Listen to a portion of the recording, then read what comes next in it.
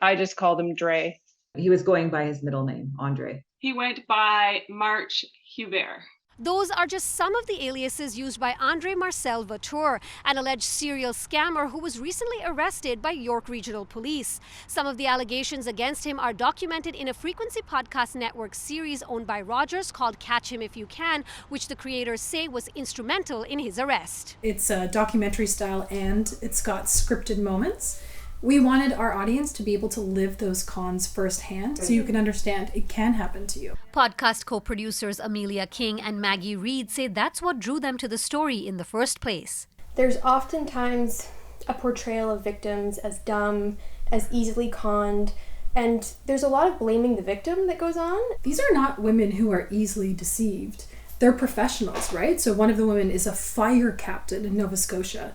The other one is an RN, Kim Nicholson, out of BC, and she works with remote Indigenous communities. And the other one, Jody McMullen, is a medical auditor. The podcast explains that the three women were in romantic relationships with Vautour in 2018 and lent him between $5,000 to $45,000.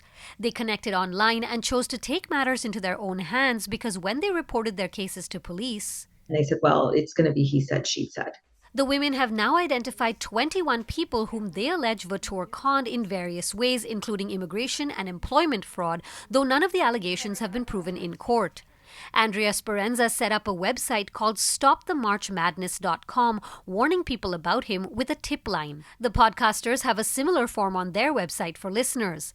The women believe the clue that led to Vautour's October arrest came from those tip lines. A listener listened to the final episode of the podcast, and he said, wow, you know what? I'm in Toronto, and they just entered my shelter, my homeless shelter. They're pretending to be homeless. Reed and King decided to confirm the tip themselves. I walked in, I asked to use the washroom, there weren't a lot of people in there, and I saw him in the back of the shelter. I saw his face. As they had done several times before, they called Toronto police.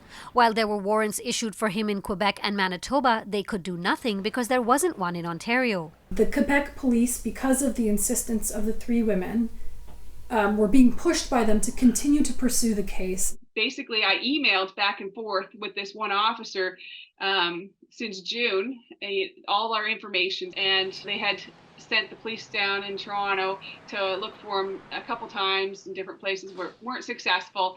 And then finally, York Region Police and Quebec Police both emailed and called me and said, we got him. So I was like, all right. So I was very happy about that. Ahead on City News, the women explain why they believe Vautour was repeatedly able to evade arrest and the changes they want to see in a justice system that they say allowed it to happen.